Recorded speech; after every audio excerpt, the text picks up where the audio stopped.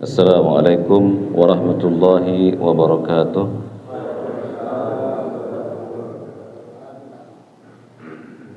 Alhamdulillahi rabbil alamin alladzi arsala rasulahu bil huda wa dinil haqq liyuzhirahu ala dini kullih wa kafa billahi shahidan wa asyhadu an la ilaha illallah wahdahu la syarikalah wa asyhadu anna Muhammadan abduhu wa rasuluhu sallallahu alaihi wasallam tasliman katsiran wa ba'da.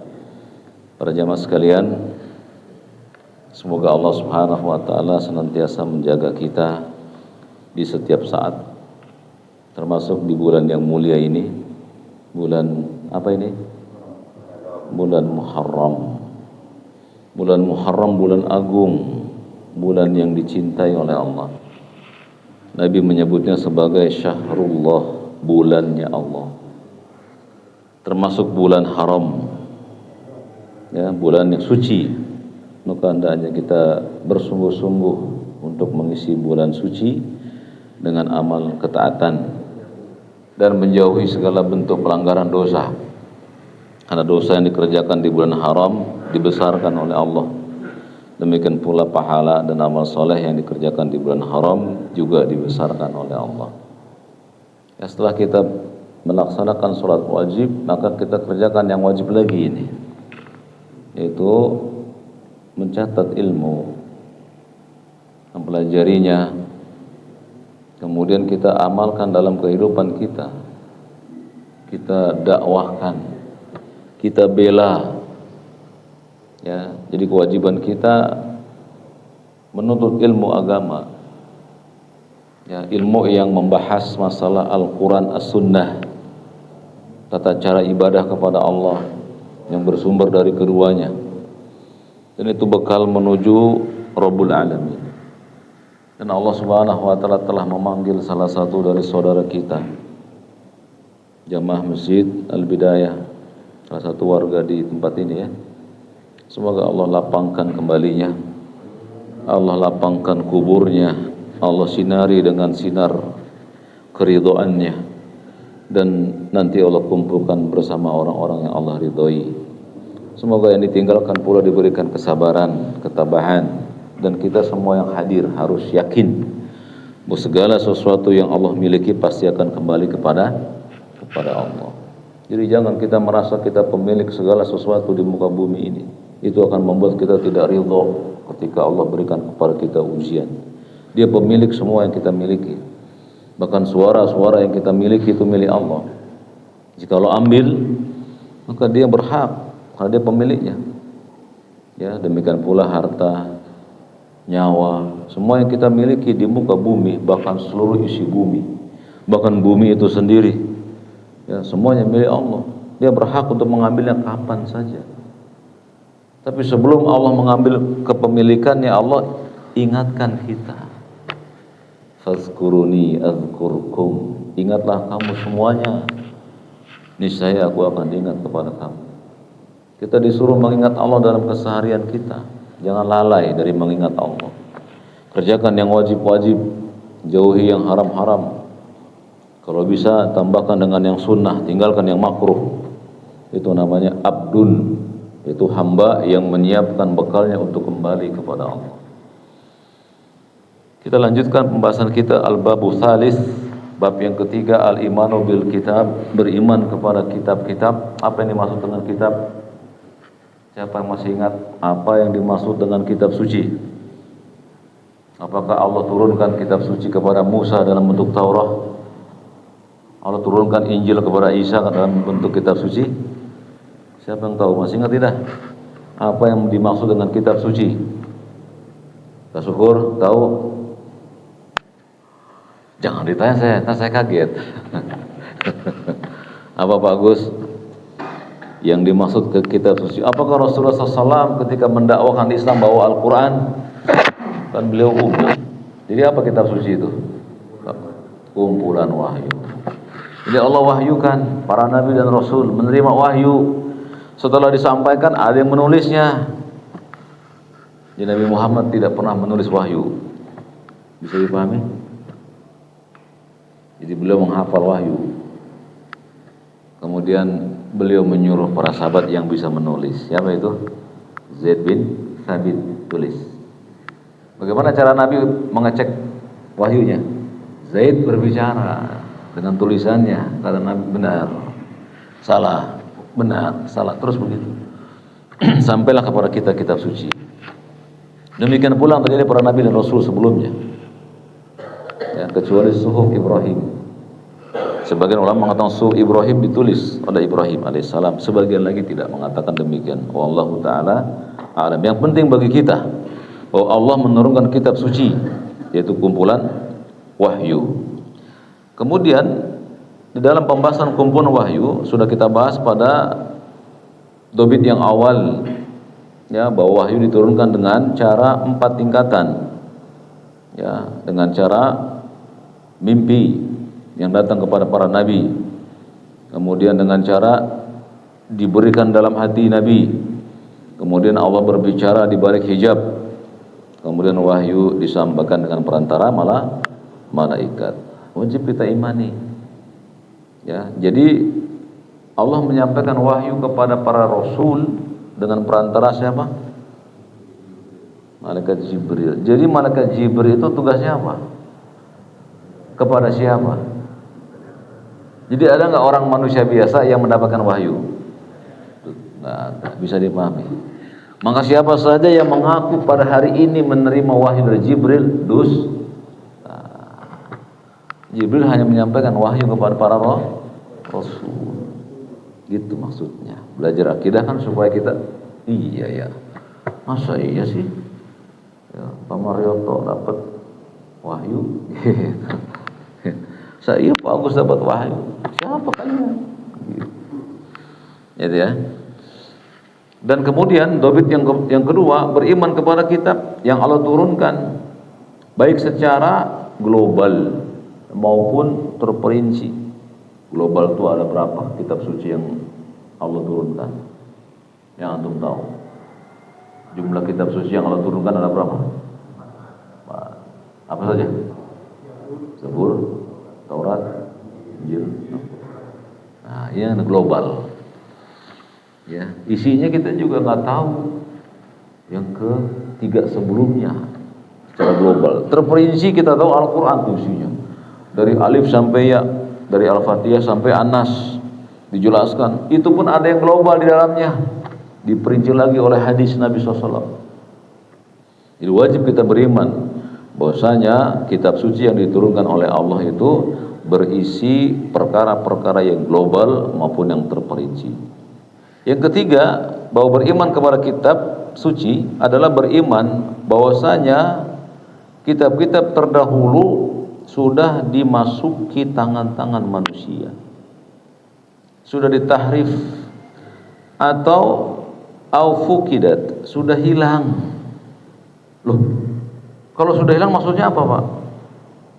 Enggak ada lagi bukti otentik yang menyatakan kitab itu asli, kan hilang, nggak ada sama sekali bekasnya. Lalu kenapa sekarang ada kitab suci? Ya, maka dijawab oleh para ulama, kitab suci yang beredar sekarang selain Al-Quran tentunya masih ada sisa-sisa yang lalu yang ditulis kembali oleh penulisnya dan ditambah dengan tulisan yang baru. Bisa dipahami, Pak? Karena Allah Subhanahu wa taala berkata di dalam Al-Qur'an yang mulia, "Inna nahnu nazzalna dzikr." Sesungguhnya kamilah yang menurunkan az-zikr. Apa itu az-zikr? Al-Qur'an dan As-Sunnah. Kata Allah, "Inna nahnu nazzalna dzikra wa inna lahu lahafizun." Dan kamilah yang menanggung untuk menjaganya. Ya, kalau kalian suka lihat di YouTube itu suka ada itu ya, dialog antar umat beragama. Banyak nggak anak-anak kita yang hafal 30 juz? Banyak tidak? Banyak. Urutannya tahu lah deh, tahu. Halaman sekian baca apa? Huruf-hurufnya nggak ada yang salah. Tapi coba kalian Lihat bagaimana orang-orang terdahulu yang memiliki kitab suci disuruh hafal, enggak ada yang hafal. Betul apa betul?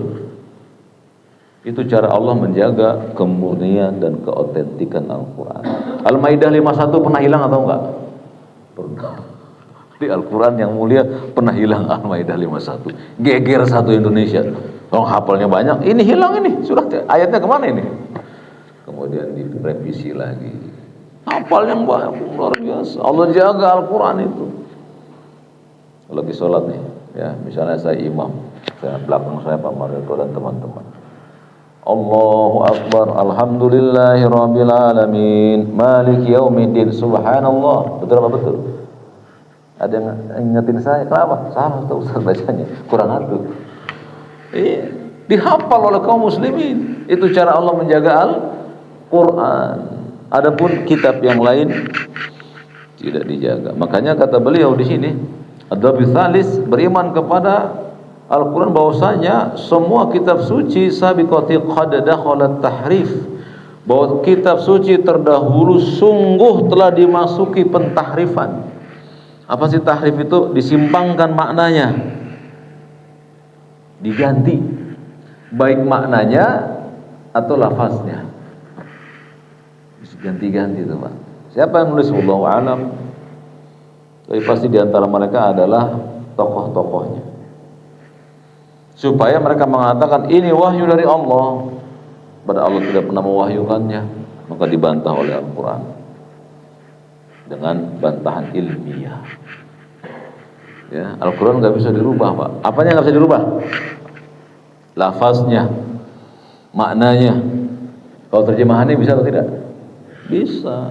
Lebih banyak para penghafal Quran berbahasa Arab tahu ini maknanya bukan begitu. Salah kamu bacanya. Antum baca iyyaka na'budu wa iyyaka nasta'in, salah Mas, ulang. Artinya berbahaya itu. Kasih tasdid dia, iyyaka na'budu wa iya. Kasih tasdid. Hilang satu sakal saja, bahaya itu. Dijaga oleh kaum muslimin, dan Allah berikan kaum muslimin kemampuan menghafal lafaz dan maknanya. Ada banyak mufassirin, ahli tafsir yang tahu. Nah, ini bacanya masih begini, ini berhenti di sini, saktah, ini ada saktahnya nih, berhenti. Nah, ini wakafnya begini, seterusnya. Kita belajar tajwid di situ. Ya, karena Allah menjaganya. Itulah yang dimaksud dengan bahwasanya Al-Quran tetap terjaga, adapun kitab suci sebelumnya dimasuki oleh tahrif, diselewengkan maknanya Pak. Kitab suci terdahulu telah diselewengkan maknanya. Kalian tahu apa makna Rob? Rob, nama Allah, salah satu nama Allah, Rob, dengan mentasdid huruf ba, Rob. Ya, itu artinya apa kalau dalam terjemahan kita di Indonesia? Rob, Tuhan. Nggak bisa Pak, Rob itu dijamakkan, nggak bisa. Dirubah menjadi jamak, nggak bisa. Tapi coba Tuhan dalam bahasa Inggris, apa artinya Tuhan dalam bahasa apa? God, G-O-D, ya tidak? Kalau dikasih S apa jadinya? Tuhan, Gods. Kalau dikasih Goddess, Tuhan perempuan. Kalau ditambahkan Father, Godfather, Tuhan Bapa. Godmother, Tuhan Ibu, dan seterusnya. Bisa dikotak-katik Pak. Allah, coba kotak-katik Allah itu. Nggak yang bisa. Sampai hari kiamat Allah tantang itu. Ya, datangkan kepada kami satu saja surat, bahkan satu ayat yang bisa kalian tandingi Al-Quran. Nggak ada yang bisa Pak, sampai hari kiamat tidak ada yang bisa. Nah, itulah mu'jizatul Quran. Lanjut yang Dobit Robi, yang keempat, Pak Nur Halim mau membantu baca biar ingat lagi suara Pak Nur Halim. Udah lupa saya ini, saking lamanya nggak ketemu.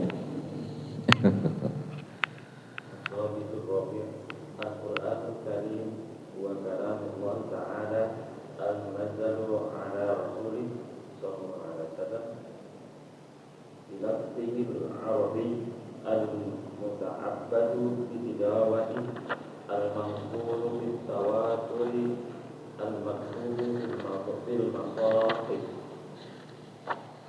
Barakallahu fiik. Teman-teman sekalian, jemaah yang saya muliakan. Kemudian Syekh mengatakan dalam kitab ini, ya, yaitu dobit yang keempat, pembahasan beliau yang keempat, atau rambu-rambu yang keempat, poin-poin yang keempat. Ya, ini sangat penting kita pahami supaya kita tidak salah dalam memahami Al-Quran Al-Karim. Ya. Kata beliau, Al-Quran Al-Karim huwa kalamullah Ta'ala. Al-Quran yang mulia, Al-Karim ini Bapak, ya, sebagian ulama mengatakan Al-Karim nama Allah, sebagian mengatakan sifat bagi Allah, ya, makanya Al-Quranul Karim. Kalau nama Allah nggak boleh dipakai kecuali hanya Allah. Abdul Karim, nama hamba yang maha mulia. Tapi Karim sering dipakai untuk mensifati sesuatu. Al-Quran Al-Karim. Oleh karena itu para ulama mengatakan Al-Karim ini bisa disebut sebagai nama bagi Allah, bisa juga sifat bagi Allah. Makanya bisa ditempatkan Al-Quran Al-Karim. Ya. Kata penulis kitab, Al-Quran Al-Karim, Al-Quran yang mulia, huwa kalamullah. Dia adalah kalamnya Allah. Lafaz, kalimat, firman. Berarti Allah berbicara tidak? Iya, Allah berbicara. Allah memiliki sifat kalam yang ditolak oleh sebagian kaum muslimin. Di antara Jahm bin Safwan. Ya, akidahnya namanya Jahmiyah, berdasarkan nama. Dia menolak sifat bagi Allah. Allah nggak boleh disifati dengan sifat yang ada pada manusia. Kata mereka gitu, kata Jahm. Kenapa? Kalau Allah disifati dengan sifat yang ada pada manusia, berarti Allah sama dengan manusia. Itu pikiran Jahm. Maka ditolak oleh Jahmiyah. Oleh Jahm bin Safwan itu, Allah nggak boleh disifati, ditolak sama dia. Maka dibantah oleh Abu Hanifah rahimahullah. Sang ulama yang kita tahu bermadzhab Hanafiyah. Nah, dibantah. Allah punya sifat. Khairul, Allah maha melihat tidak? Itu sifat bagi Allah. Maha mendengar, sifat bagi Allah. Maha mengampuni, hujan. Al-Quran Al-Karim huwa kalamullah Ta'ala. Dia firman Allah Ta'ala, al-munazzalu ala rasulihi sallallahu alaihi wasallam, yang Allah turunkan kepada Rasulnya Muhammad sallallahu alaihi wasallam. Jadi kalau antum mendengar nama Nabi disebut, bersolawat dan salam sallallahu alaihi. Karena orang yang nama Nabi disebut dia tidak bersolawat dan salam, kata malaikat Jibril, rughima anfu rajulin, sungguh celaka orang itu. Kata Jibril, ya Muhammad, sungguh celaka orang yang namamu disebut dia nggak bersolawat. Qul amin. Wahai Muhammad, sungguh celaka orang yang namamu disebut dia nggak bersolawat kepada ucapan amin. Qultu amin. Kata Nabi, amin. Setuju amin. Kalau untuk mendengar nama Nabi disebut, ya, sallallahu. Gak usah kencang-kencang, Pak. Sallallahu alaihi wasallam. Itu yang terbaik. Ya. Jadi kata beliau bahwa Al-Quran diturunkan kepada Nabi SAW bil lafzihil arabi, dengan lafaz bahasa Arab. Makanya nggak boleh merubah Allahu Akbar, Allah Maha Besar, nggak boleh. Dalam sholat, dalam baca Quran, dengan nama Allah yang Maha Pengasih lagi Maha Penyayang. Maksudnya apa itu? Bismillahirrahmanirrahim. Nggak boleh diganti. Ketika membaca Al-Quran harus dengan lafaz bahasa Arab. Al-muta'abbadu bitilawatihi, dan yang membacanya dianggap orang yang beribadah. Jadi kalau kalian pengen dapat pahala yang banyak, ringan, dilakukan kapan saja, baca Quran itu. Alif Lam Mim, berapa huruf itu? 3 huruf. Apa kata Nabi SAW?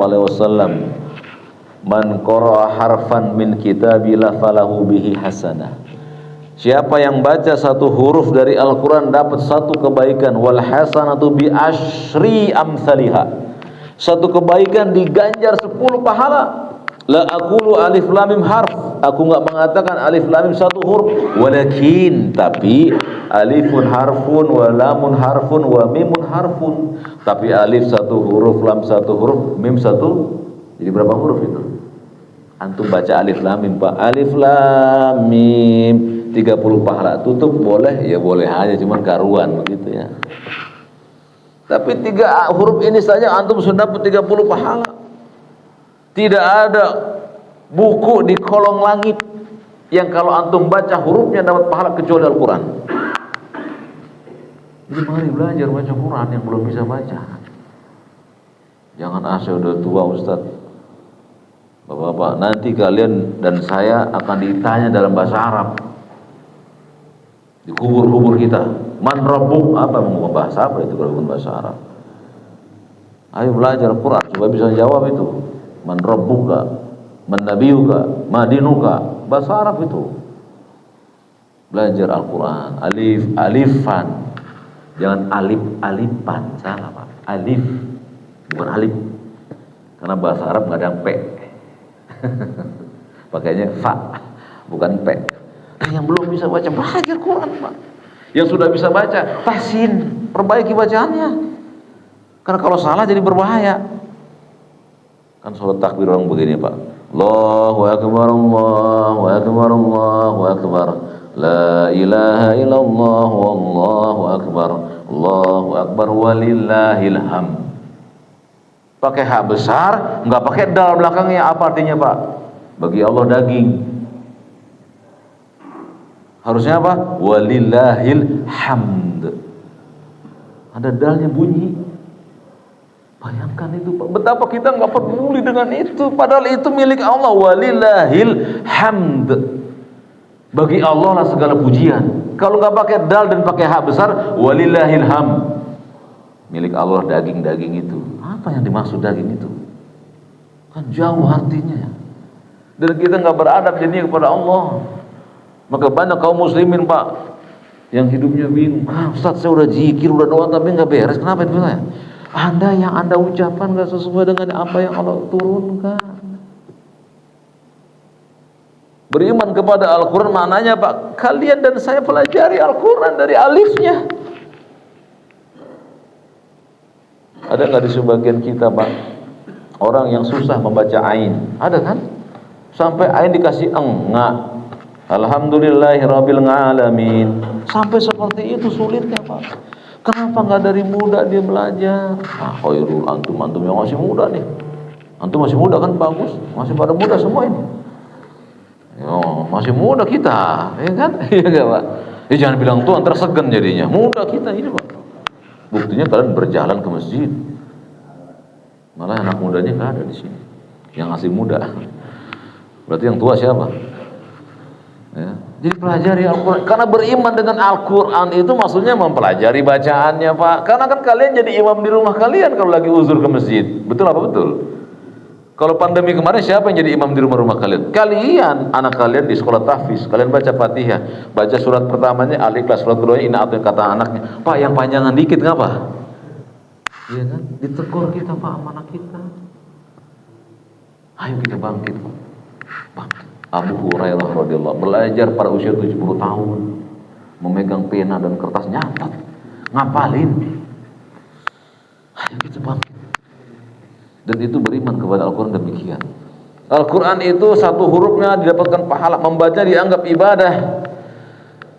Al-manqul bitawattur. Nah di al-manqul ya Pak, ada sebagian sekte dalam Islam namanya manqul. Ya, mangkul di sini maksudnya Pak, nggak boleh membaca Quran kecuali melalui manqul, orang yang sudah menerima Quran. Wala haula wala quwata illa billah. Disebut nggak apa nih lembaganya Pak supaya tahu. Dulu namanya Islam Jamaah Pak dulu. Nah sekarang namanya LDI. Nggak boleh kalian ikut ke dalamnya Pak. Karena mereka membaca Al-Quran, kalian nggak boleh dibaca oleh kalian, nggak boleh. Kalian mesti ikut program manqulnya dulu. Masih ada satu orang yang memimpinnya dan kalian mesti dibaiat, sumpah setia. Berbahayanya Pak kalau kita belajar Quran dengan cara yang keliru. Siapa saja yang bisa mengajari Quran bagus bacaannya, sesuai dengan tajwid. Diajarkan kaum muslimin makharijul hurufnya, a, ba, ta, sa, ja, dan seterusnya. Sifat hurufnya mantul, ad, qul huwallahu ahad, falaq, pantulkan, ajarin terus. Ya, siapa saja bisa ngajar. Enggak perlu ada orang yang memiliki ijazah khusus, tapi dia alim dalam masalah itu, ajarkan.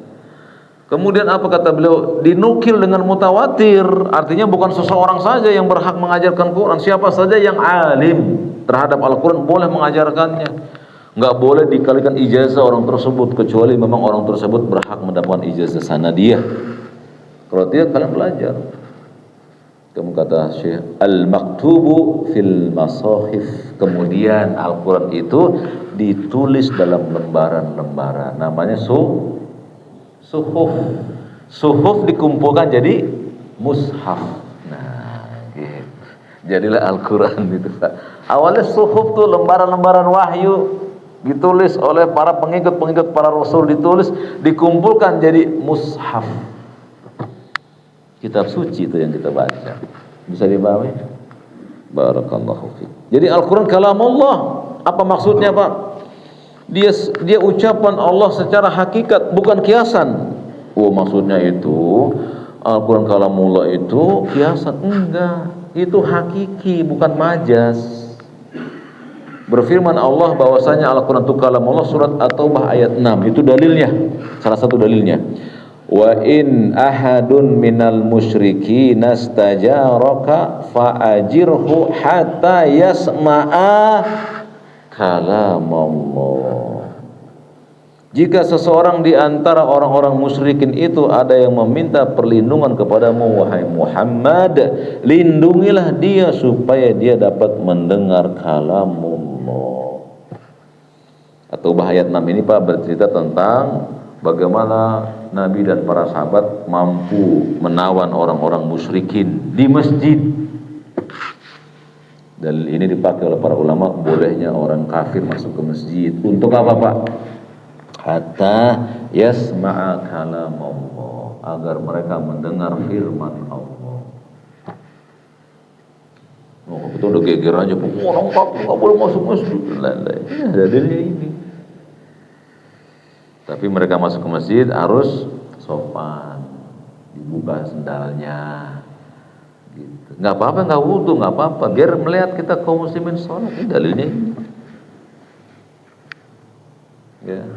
Karena Allah mengatakan kalau di antara orang musyrik itu ada yang minta perlindungan kepada Muhammad, berarti Islam agama rahmatan lil alamin enggak? Iya, melindungi orang musyrik yang ingin belajar Quran atau diperdengarkan Quran. Nah, sekarang banyak tuh, Pak, di media sosial kaum muslimin memperdengarkan Al-Quran. Coba dengarin, ini apa nih? Kata mereka, hatiku tenang.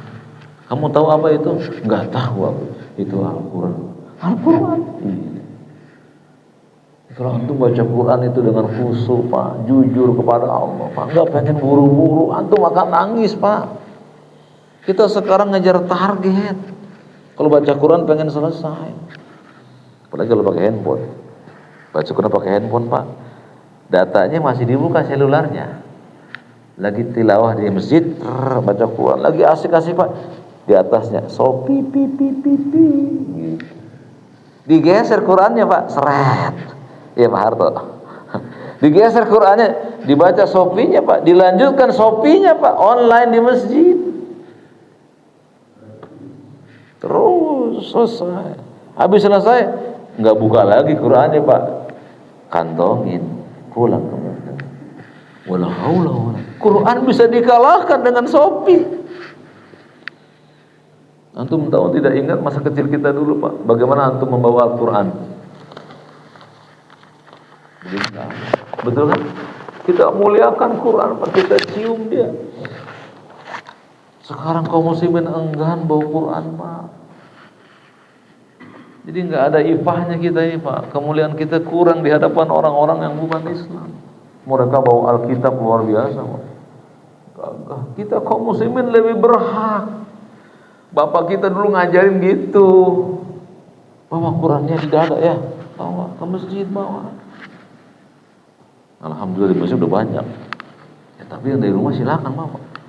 Khusyuk. Kalau antum bawa Quran, Pak, ke masjid dengan dada seperti ini, nggak bakal macam-macam di jalan, nggak bakal celingak-celinguk, malu sama Al-Qurannya. Tapi kita hilangkan kebiasaan yang baik ini. Dulu di zaman kita kecil, Pak, setiap rumah auzubillah, setiap rumah maghrib aja anak kecilnya nggak ada, adanya di rumah lagi baca Quran atau di musola. Sekarang, Pak, anak kecil lagi main, Pak, di Alfamart.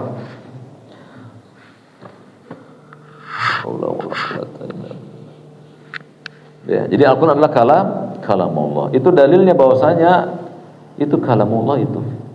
Jadi orang yang mengatakan oh itu kiasan, ayat Quran yang membantah antum. Ya. Kemudian Al-Quran itu adalah huruf-huruf dan bunyinya, Pak. Ya, Allah berfirman dalam surat Hud ayat yang pertama, alif lam ra. Hurufnya alif, lam ra, bunyinya alif, alif bunyinya, lam ra bunyinya. Jadi Al-Quran itu masuk dalamnya hurufnya, bunyinya. Kitabun uhkimat ayatuhu, inilah kitab yang ayat-ayatnya disusun dengan rapi, fusilat, yang rapi, min ladun hakimin khabir, yang dijelaskan secara terperinci dari sisi Allah yang maha bijaksana lagi maha teliti. Makanya nggak boleh, Pak, Al-Quran itu direndahkan, nggak boleh. Dia firman Allah. Kalau antum melihat Al-Quran di bawah, antum ambil, ditegakkan ke depan, nggak tiduran, kan gitu. Pak Watin, bagaimana cara menghilangkan Al-Quran yang sudah mulai robek-robek? Ya, bagaimana cara kita menghilangkannya? Ada dua cara. Dengan cara dibakar. Satu lagi dikubur. Saking mulianya Pak Al-Quran. Dibakar bukan untuk melecehkan Quran. Dalilnya apa? Utsman bin Affan radhiyallahu anhu. Ketika para sahabat berselisih tentang bacaan Quran, kata Utsman, kumpulkan semua Quran, kumpulkan. Dikumpulkan, dibakar oleh beliau, dijadikan satu bacaan yang kita kenal dengan Razm Utsmani. Jadi antum baca sekarang, Pak. Alhamdulillahirabbil alamin arrahmanir rahim, dengan huruf yang seperti itu. Dulu nggak ada tuh, Pak, tasydid, fathah, kasrah, nggak ada.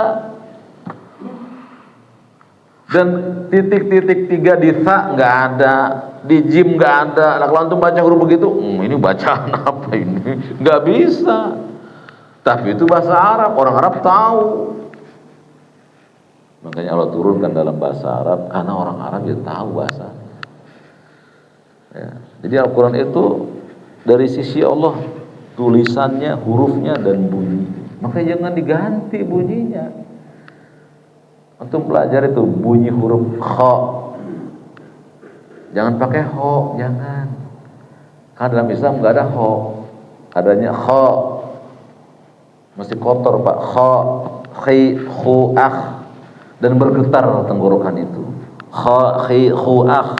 Jangan kha, hi, hu, malas jadinya kita, Pak. Wal akhiratu khairu, pakainya ha semua jadinya. Kan mengganti huruf jadinya. Harusnya kha jadi kha, enggak ada dalam hijaiyah huruf kha, enggak ada, adanya kha. Kan diajarkan tuh, Pak. Para ulama menyatakan, lihat, Pak. Para ulama menyatakan sepakat akan kafirnya orang yang meyakini Al-Quran itu makhluk. Mereka sepakat, Pak. Mazhab Abu Hanifah, mazhab Malik, Syafi'i, Ahmad bin Hanbal sepakat. Siapa yang mengatakan Quran itu makhluk, kafir. Saya bacakan, Pak. Nanti penjelasannya bisa saya kirim, ya. Imam Malik berkata, siapa yang mengatakan Al-Quran itu makhluk, dia dipukul dan dipenjara sampai mati. Hukumannya mati. Barang siapa yang mengatakan Al-Quran makhluk. Berkata Syafi'i rahimahullah, Al-Quran itu kalamullah, bukan makhluk. Berkata Ahmad bin Hanbal, siapa yang mengatakan Al-Quran itu makhluk, menurut kami ia kafir, karena Al-Quran termasuk ilmu Allah dan di dalamnya terdapat nama bagi Allah. Dinukil oleh para ulama nih, Pak. Dan ada satu sekte dalam Islam terjaman terdahulu yang sampai hari kiamat ada. Akidahnya namanya Mu'tazilah. Mu'tazilah ini Pak satu kelompok yang di zaman dahulu mereka keluar dari pengajiannya Hasan Al-Basri. Siapa Hasan Al-Basri itu? Hasan Al-Basri seorang tabi'in, bukan seorang sahabat, tapi belajarnya dari sahabat. Hasan Al-Basri adalah pembesarnya tabi'in. Hidup di tengah-tengah para sahabat, belajar ilmu dari Ibnu Abbas, dari Bunda Aisyah radhiyallahu anha dan seterusnya. Hasan Al-Basri mengajarkan Islam di kalangan manusia, kalangan tabi'in. Ada sebagian nyempal sedikit. I'tizal, orang ini kata Hasan, dia i'tizal dari ahlu sunnah, disebutlah orangnya Mu'tazilah. Kenapa demikian? Karena mereka meyakini Al-Quran makhluk. Bahaya Pak. Apa sih konsekuensinya? Pak Hamdani, kita nggak boleh mengatakan Al-Quran makhluk. Apa konsekuensinya sebetulnya? Kenapa Al-Quran nggak boleh kita sebut makhluk? Kenapa? Yang antum tahu? Hah? Takut disamakan. Kalau makhluk itu ada batasnya atau tidak? Ada kematiannya atau tidak? Berarti kalau Al-Quran makhluk, konsekuensinya orang boleh lagi nggak percaya Quran karena dia makhluk, nggak bisa ditinggalin. Konsekuensinya itu. Dan itu yang diinginkan oleh Mu'tazilah. Bolehnya nggak percaya kepada Al-Quran karena dia makhluk. Coba lihat, betapa nggak kufur ucapan itu. Jadi kita belajar Quran ini supaya tahu bahwa Al-Quran bukan makhluk. Dia firman Allah, kalamullah. Kan antum suka mengartikan tuh, Shadaqallahul azim. Apa artinya tuh Pak? Dengan segala, nah itu dia, kita meyakini itu Shadaqallahul azim, maha benar Allah dengan segala firman-Nya. Tapi kita katakan makhluk, bagaimana sih? Kalau mau ganti maha benar Allah dengan segala makhluknya, kan nggak berani dengan itu. Bisa dipahami Pak? Al-Quran itu firman Allah, lafaz yang Allah keluarkan dari sisinya yang mulia. Tapi jangan antum kalau Allah bersuara berarti Allah butuh bibir. Lam yalid wa lam yulad wa lam yakul lahu. Enggak ada yang sama dengan Allah dari makhluknya. Laisa kamitslihi syai' wa huwas samiul basir. Enggak ada yang sama di sisi Allah dengan makhluknya. Kita kalau berbicara butuh apa Pak? Bibir ya. Bisa nggak Pak Sugino ngomong bibir ditutup? Nggak bisa. Kita butuh bibir. Apakah Allah berbicara dengan bibirnya? Nggak boleh disamakan. Tidak ada yang sama antara makhluk dengan Allah tabaraka. Itulah adab kita kepada Allah. Makanya Pak saya sedih sekali Pak kalau ada orang mengatakan gini, kalau kita berdoa kepada Allah kita mesti pakai perantara. Lihat tuh, kalau kita ketemu presiden aja perlu apa? Siapa yang nyuruh kalian berakidah seperti itu? Allah bukan penguasa seperti kita. Apa kata Allah? Ud'uni, berdoalah langsung kepada lafaz ni Pak. Ni itu dalam bahasa Arab artinya apa? Langsung. Berdoalah kamu langsung kepada astajib lakum. Pasti aku kabulkan. Kepada Allah nggak perlu kita pakai perantara-perantara. Kan saya sampaikan di tempat ini Pak, kalau ada acara jangan ngundang ustaz. Ribet. Pak, antum nggak bisa berdoa sendiri. Iya betul. Ya, kalau antum ada acara syukuran, berdoa kepada Allah, sholat 2 rakaat. Ajari keluarga kita kalau kalian bersyukur sholat 2 rakaat. Apa dalilnya? Wasta'inu, mintalah tolong kepada dengan sabar dan Allah nggak nyuruh kalau kamu minta tolong panggillah ustadz di antara kalian. Mana dalilnya? Lakukan oleh kalian tuh, bersyukur dengan cara yang diajarkan Nabi SAW. Abdullah bin Umar tatkala mendengar bapaknya ditusuk Umar bin Khattab saat sholat subuh, beliau turun dari ontanya, ngapain? Sholat 2 rakaat. Para sahabat bertanya, kenapa engkau sholat? Wasta'inu bisabri wassalah. Aku mohon tolong kepada Allah dengan sabar dan sholat. Kita tinggalkan sunnah ini Pak.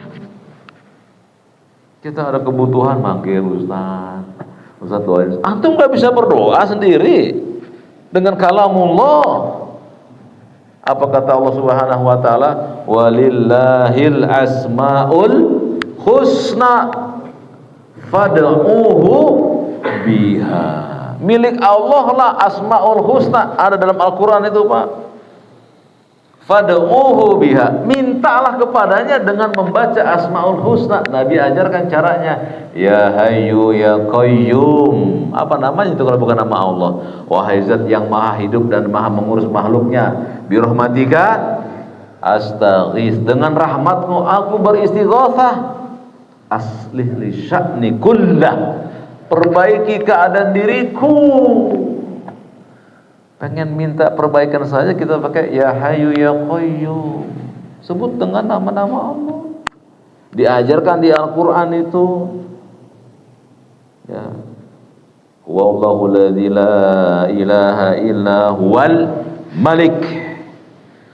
Al-Malikul Quddusus Salamul Mu'minul Muhaiminul Azizul Jabbar. Kan ada dalam Asmaul Husna. Dalam Al-Quran kita baca Quran jadi tahu nama Allah itu Al-Malik, Al-Qudus, As-Salam, Al-Muhaimin. Maka di sini kalau ada nama Muhaimin, Pak, mesti ganti Abdul Muhaimin. Enggak boleh pakai Muhaimin, itu nama Allah. Bisa dipahami? Iya.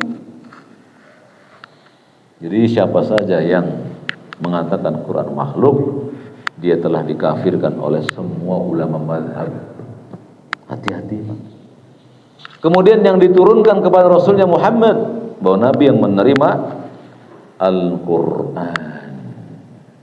Kalau Nabi yang menerima Al-Quran, Pak, berarti yang paling tahu tentang membaca Al-Quran siapa? Yang paling tahu cara mengamalkan Al-Quran siapa? Makanya kita masih ngelihat beliau, Pak. Bagaimana antum membaca Al-Quran, kapan dibacanya, surat apa yang biasa beliau baca, itu contoh. Kan beliau yang paling tahu Al-Quran itu. Jangan bikin-bikin sendiri. Kalau pengen ganteng baca surat Yusuf, Nabi nggak pernah baca begitu. Kalau pengen lancar baca Al-Waqiah, Nabi nggak pernah nyuruh. Kan kamu kita begitu, Pak. Udah hamil, aduh bacain surat Yusuf, baca supaya apa? Ganteng. Anaknya lahir nggak ganteng, Pak. Marah sama siapa? Sama Al-Quran. Saya nggak percaya lagi sama surat Yusuf. Naudzubillah. Kufur jadinya. Masalah ganteng tuh, Pak, orang kafir banyak nggak yang ganteng? Nggak baca Quran dia. Kenapa sih kita suka begitu ya, Pak ya? Al-Quran yang mulia dijadikan buat gitu, Pak. Saya datengin Pak Marioto. Saya sakit. Sini coba. Dibukul. Sakitnya apa? Sakitnya pusing. Nah, ini ayat pusing nih. Siapa yang bilang begitu kayak pusing? Nabi kita nggak pernah begitu. Nabi yang menerima Al-Quran 30 juz, 6.600 ayat, 414 surat, beliau nggak begituin Quran. Apa kata Allah Subhanahu wa taala dalam surat Yasin? Liyundhira man kana hayyan. Al-Quran diturunkan untuk memberikan hidayah kepada yang hidup. Antum baca Quran, Pak, dapat hidayah itu. Hati tenang tuh. Ala bi dzikrillahi tatma'innul qulub. Dengan mengingat Allah, hati kalian menjadi tenang. Gak usah ke puncak, macet, ke pantai, duit. Baca Quran, tenang hati kita. Karena kita gak pernah itu, Pak. Nyari yang pengen ngilangin stres. Akhirnya apa? Keluarin duit. Habis keluarin duit pulangnya stres lagi, Pak. Coba antum baca Quran. Alif lam mim, kata ada Dalikal kitabul la, demikian kitab yang diturunkan yang gak ada keraguan. Gak ragu baca Qurannya. Terus antum tersibukkan jadi hatinya. Coba kalau antum stres, cari tempat yang dingin, masuk kulkas aja dingin kan tuh. Ya, jadi diturunkan kepada Allah untuk Nabi yang mulia. Jadi beliau yang paling tahu cara membacanya, Pak. Ada huruf-huruf muqatta'ah dalam Al-Quran, Pak. Ya kan? Yasin.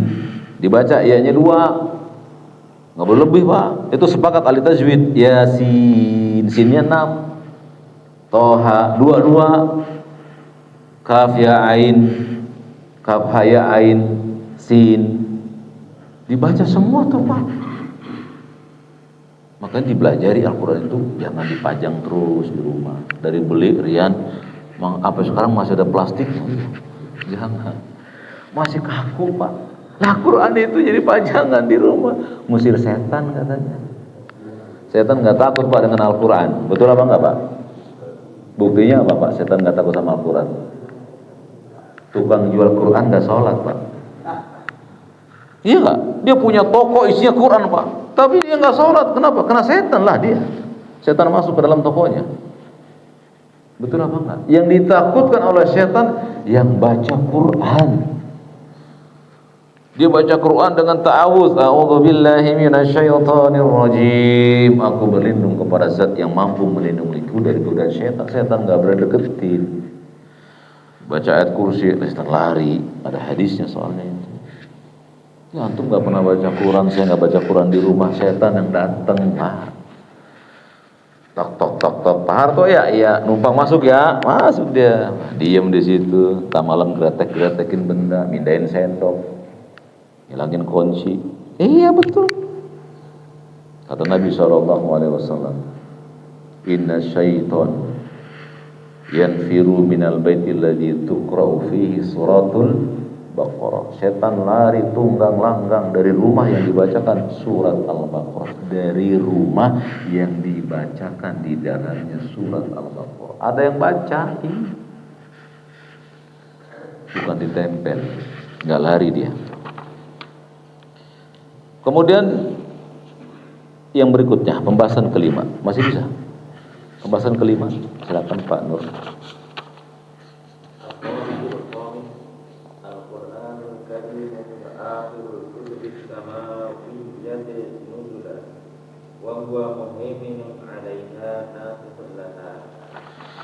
Kata penulis kitab, Al-Quran Al-Karim huwa akhirul kutubis samawiyah. Al-Quran yang mulia adalah kitab dari langit yang terakhir diturunkan. Berarti nggak ada lagi kitab suci setelah Al-Quran. Kenapa Pak? Kenapa nggak ada lagi kitab suci setelah Al-Quran? Karena nabinya telah bersabda, la nabiyya ba'di.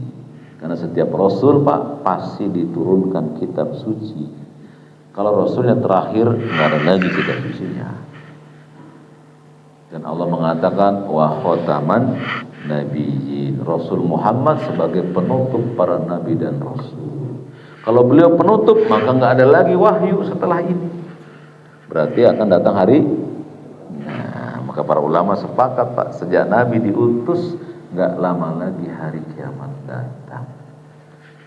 Apa persiapan antum, Bang Khairul? Iman dan amal saleh. Jangan kalian lari dari iman Pak. Belajar akidah emang betein Pak. Dari zaman ke zaman Pak, belajar akidah tuh segen-segenan orang. Karena emang setan gak suka dengan kita mempelajari akidah. Tapi kalau belajar akhlak adab, penuh Pak masjid itu. Betul, dari zaman dulu begitu.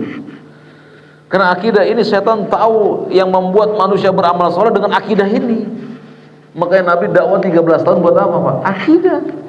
Iman aja udah terus. Syariat nanti tuh Pak di Madinah. Sholat, puasa, zakat. Di Mekah iman aja terus 13 tahun. Kata beliau, Al-Quran Al-Karim huwa akhiru kutubus samawiyah nuzula. Kitab yang terakhir diturunkan wa huwa muhaiminun 'alaiha nasikhun laha. Sekaligus menjadi hakim bagi seluruh kitab suci sebelumnya dan menghapus seluruh kitab suci sebelumnya. Jadi Pak, Al-Quran itu Pak menghakimi kitab suci sebelumnya dan menghapus kitab suci sebelumnya. Apa maksudnya? Apa maksudnya Pak? Al-Quran menjadi hakim bagi kitab suci sebelumnya dan menjadi penghapus bagi kitab suci sebelumnya. Apa maksudnya?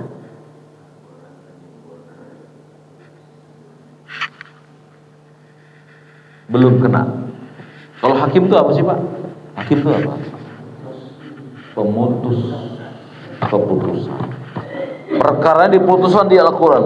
Orang bertanya, apakah Injil, Taurat, Zabur yang sekarang asik? Al-Quran pasti menjawab, enggak. Gitu. Apakah ada nabi setelah Nabi Muhammad Al-Quran mutusin? Enggak. Gitu. Dia sebagai hakim dan menghapus syariat sebelumnya, Pak. Kalau antum sakit, Pak, sakit atau tobat, antum tobat nih, Pak, berbuat dosa, antum tobat, Pak. Kalau antum ikuti syariat sebelumnya, antum mesti bunuh diri. Itu syariat Bani Israel. Di Taurat itu ada orang yang mau tobat kepada Allah, kalangan Bani Israel mesti membunuh diri mereka sendiri. Jadi zaman itu berlaku, enggak masalah. Coba sampai sekarang, antum mau tobat, Pak, habis nyolong mangga gitu ya, ambil mangga tetangga, tobat lu, ayo bunuh diri, nggak mau antum. Tobatnya cukup istighfar, balikin mangganya, selesai.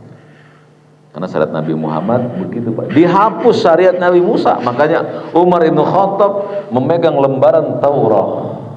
Apa kata Nabi? Wahai Umar, lemparkan lembaran itu. Jika Musa masih hidup dan engkau mengikuti Musa, engkau akan tersesat. Jika Musa masih hidup, maka dia mesti mengikuti syariatku. Karena nabi-nabi itu sudah disumpah oleh Allah, mereka akan mengikuti nabi-nabi setelah mereka. Artinya mereka akan beriman bahwa akan ada nabi setelah mereka, dan nabi yang diutus oleh Allah setelah mereka akan menyempurnakan. Jadi Quran sebagai hakim yang memutuskan ini benar atau enggak sempurna atau enggak sempurna. Al-Quran lah yang menghukumi dan menghapus syariat terdahulu. Bisa dipahami, Pak? Jadi jangan lagi antum kalau pengen cari kitab suci yang isinya penghakiman selain Al-Quran. Apa ini? Suruh. Berarti habis. Naam. Barakallahu fiik. Jadi Al-Quran adalah kitab samawi yang terakhir. Apa sih samawi itu? Langit. Jadi kitab suci turunnya dari langit berupa wahyu. Dan Al-Quran adalah kitab suci yang terakhir dari langit yang turun sekaligus menghakimi dan menghapus seluruh kitab. Kemudian sedikit tambahan, bahwa beriman kepada Al-Quran, yang dimaksud dengan beriman kepada Al-Quran, antum dan saya menjadikan Al-Quran sebagai hukum dan selalu dibaca hukum-hukum tersebut, diambil kandungannya, dijadikan landasan dalam beramal soleh. Itulah beriman dengan Al-Quran secara global. Jadi jangan lagi kalau antum kehilangan barang, Pak, susah-susah baca Al-Quran. Allah mengatakan dalam surat An-Naml ayat 65, Qul la ya'lamu man fis samawati wal ardil ghaiba illallah. Enggak ada yang mengetahui di langit dan di bumi yang gaib kecuali Allah. Jangan datangi orang yang enggak normal dan orang yang enggak pintar. Tahu maksudnya? Para abnormal dan para orang enggak pintar yang sok tahu dengan yang gaib. Jangan datangi mereka. Karena Allah berfirman tegas, Muhammad katakan ini kepada seluruh manusia, tidak ada yang mengetahui yang gaib di langit dan di bumi kecuali antum minta, ya Allah barangku hilang. Gimana cara mintanya? Ucapkan alhamdulillah ala kulli hal. Segala puji bagi Allah atas segala keadaan. Sebut istirja, innalillahi, segala sesuatu milik Allah, kembali kepada Allah. Doa, Allahumma jurni fi musibati, ya Allah berikan aku pahala dari musibah ini, wa akhlif li khairan minha, ganti dengan yang lebih baik. Besoknya diganti, Pak. Nggak usah cari orang normal dan yang nggak normal. Jangan. Kembali kepada Allah. Al-Quran jadi pedoman hidup kita begitu, Pak. Antum ribut sama istri, Pak, Al-Quran berbicara, datangkan oleh kalian tuh hakim-hakim dari keluarga kalian. Panggil mertua, panggil orang tua, duduk bareng-bareng. Kalau kalian jujur ingin islah, kata Allah, akan diberikan keberkahan. Kalau kita ributkan, enggak, Pak. Kita ribut sama istri, apa, Pak? Medsos, warung kopi, gibahin istri di warung kopi. Naudzubillah, tsumma naudzubillah. Tadi dibaca oleh Pak Marioto itu. Wahai orang-orang yang beriman, jangan kamu tajassus Ya, mencari-cari kesalahan orang lain. Ya, jangan kamu menggibahi mereka. Apakah kalian suka makan daging saudara kalian yang sudah mati? Fakarihtumu, kalian pasti benci itu. Kata dia antum baca tuh ya. Dibaca itu, antum tadabbur, ya nggak boleh ngomongin orang, cari kejelekan orang, jangan begitu. Al mu'minuna ikhwatun, mukmin itu bersaudara. Jangan antum suka nih motoin saudara antum, kirim share ke orang lain, nih orang ini salah. Antum jangan suka begitu. Kita motoin orang lain, kita kirim ke medsos, apa antum nggak lihat diri antum sendiri? Kita pengen ngeliput orang yang salah, apa kita nggak pernah salah diri kita? Kacalah diri kita ini. Ya, hisablah diri kita dengan Al-Quran, maka Allah akan memperbaiki hidup kita. Aqulu qouli hadza wa astaghfirullahaladzim li wa lakum. Habis waktunya? Habis.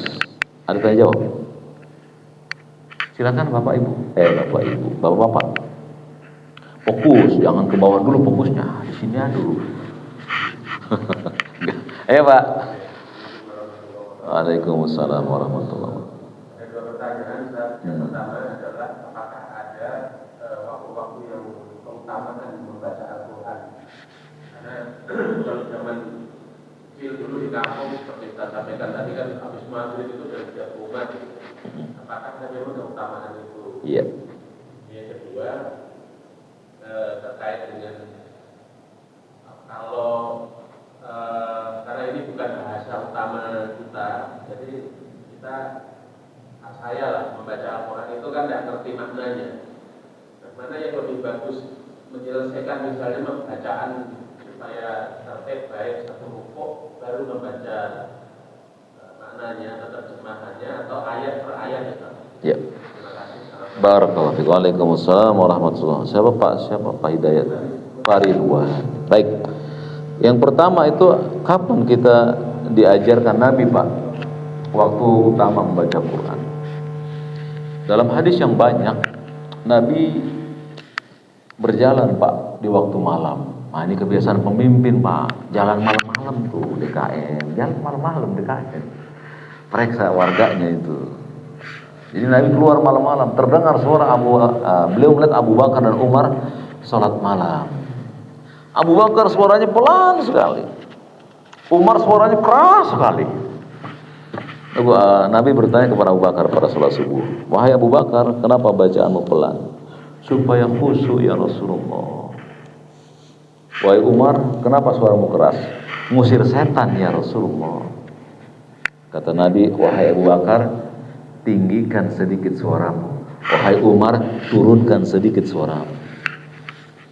Kenapa Nabi tahu bacaan mereka? Di malam-malam Pak, saat jam 2, jam 3. Sebagian ulama mengatakan itulah waktu terafdol baca Quran. Jadi antum baca Quran malam-malam bisa ngusir setan, bisa khusyuk, bisa. Dan gak ada yang tahu kok selain antum, kecuali habis baca Quran tulis status beda betul. Gak ada yang tahu kecuali Allah. Dan amal yang dikerjakan Pak secara ikhlas itu yang paling besar di sisi Allah. Makin tertutup amal itu makin besar di sisi Allah. Ini kalau nyumbang Pak, jangan ada kenceleng nyumbang gitu ya. Ya boleh sih, tapi kan kalian kalau nyumbang kan begini tuh ya, tangannya ditutupin. Kalau ada kotak Jumat lewat sini Pak ya, ditutupin Pak. Kenapa Pak? 2.000-an bener. Wah kalau 10.000, 20.000, jatuh. Cari sembunyi beramal. Nggak ada yang tahu tuh nyumbang tuh di kotak itu dibuka amplop 1 juta. Lain kali tapi gitu Pak, tulisannya 1 juta lain kali tapi naudzubillah. Itu masukin tanpa orang lain tahu. Baca Quran malam nggak ada yang tahu. Yang keras maksudnya hanya antum saja yang baca. Alhamdulillahirabbil alamin. Istri bangun tuh sholat, turunkan Alhamdulillahirabbil. Begitu istri tidur, baca lagi keras begitu terus. Dan itu lebih afdal. Gak ada yang tahu. Tapi sebelumnya membaca Quran dipelajari juga kan cara baca. Itu yang pertama. Yang kedua, kapan yang bagusnya Pak? Waktu subuh. Makanya Nabi kalau salat subuh Pak 60 sampai 100 ayat. Nah kalau di sini Pak, imam lagi baca jangan pada batuk. Sabbihisma rabbikal a'la batuk. Nabi baca 60 sampai 100 ayat. Enggak ada yang batuk itu. Kapan kita dengar Quran kalau nggak subuh? Maghrib buru-buru ya kan? Isya apalagi udah di rumah udah ada mie goreng, buru-buru kepikiran. Subuh yang santai Pak, dibaca oleh Pak moderator. Dengerin Pak bacaannya, dengerin. Jangan lagi baca. Nanti sholat apa tidur? Dengerin imam baca, dengerin. Kalau salah tegur, subhanallah. Begitu Pak cara mengakurkan imam dengan makmum, akur jadinya. Masalah khilafnya kita bahas nanti. Tapi kita memuliakan para imam-imam kaum muslimin. Mereka yang membacakan Quran kita dengar itu, ambil faedahnya. Karena Allah mengatakan wa idza quri'al Qur'an fastami'u lahu wa ansitu la'alakum turhamun. Kalau imam atau siapa saya baca Quran, dengarkan. Simak dengan baik supaya kalian dapat rahmat. Itu yang kita hilangkan tuh. Ya, jadi paling tersembunyi paling bagus Pak Ridwan. Yang kedua di waktu subuh. Yang ketiga Pak, saat nggak ngantuk. Nah, itu yang terbaik. Karena kalau antum ngantuk bacanya salah. Nggak boleh Pak, baca Quran salah berbahaya artinya. Cuma 3 itu Pak. Yang pertama waktu malam, saat nggak ada orang yang bangun. Yang kedua saat subuh, panjangkan bacaannya, jangan kulhu aja terus. Kalau di rumah ya. Yang ketiga saat nggak ngantuk gitu. Siang boleh, asal nggak ngantuk aja. Bisa dipahami? Yang kedua tadi apa? Mana yang lebih afdol? Saya baca Quran satu semuanya saya baca baru terjemahannya, atau satu ayat satu terjemahan? Yang paling mudah bagi Pak Ridwan untuk bisa Pak Ridwan ingat dan amalkan. Misalnya satu ayat Pak, Bismillahirrahmanirrahim, artinya dengan nama Allah yang Maha Pengasih lagi. Pikirin tuh Pak, lihat tafsirnya. Dengan nama Allah yang Maha Pengasih. Berarti nama Allah Ar-Rahman Ar-Rahim. Oh, nama Allah Ar-Rahman. Berarti kalau anak saya nggak boleh nama Ar-Rahman, panggil Abdurrahman. Tadabbur itu Pak. Baca lagi Alhamdulillahirabbil alamin, segala puji bagi Allah Rabb semesta alam. Oh, Allah itu Tuhan semesta alam. Berarti Nyi Rokidul makhluk Allah gitu, jangan disembah. Kan Rabb semesta alam dia, jangan disembah, nggak boleh. Siapa saja nggak boleh disembah kecuali Allah saja. Alhamdulillah, segala puji bagi Allah. Jangan antum suka pujian, nggak dipuji ya nggak apa-apa, gitu. Kan tadabbur itu Pak. Bisa sekaligus duluan, bisa satu-satu. Tergantung yang paling mudah bagi Pak Ridwan. Dan yang paling bisa cepat masuk ke dalam ingatan dan bisa diamalkan. Bisa dipahami? Alhamdulillah. Masih ada waktu. Habis para bapak-bapak sekalian yang saya cintai, kita akhiri pertemuan kita dengan pertanyaan Pak Ridwan. Semoga Allah lapangkan dada kita dengan Al-Quran. Bagi yang belum bisa baca, saya sangat memintakan itu yang hadir di tempat ini, yang belum bisa baca Quran, mari belajar Quran. Yang diminta sama DKM cari guru ngaji Quran, guru tahsin, supaya kalian bisa baca Quran. Alif, ba, ta, sa, jim, keluar hurufnya bagaimana? Belajar itu. Bisa jadi itulah modal kita terbesar nanti menghadap Allah. Kan kalian jadi imam bagi kaum muslimin di rumah kalian. Jangan pantang belajar Quran. Sudah tua Ustaz, kalau nggak tua kapan lagi kita?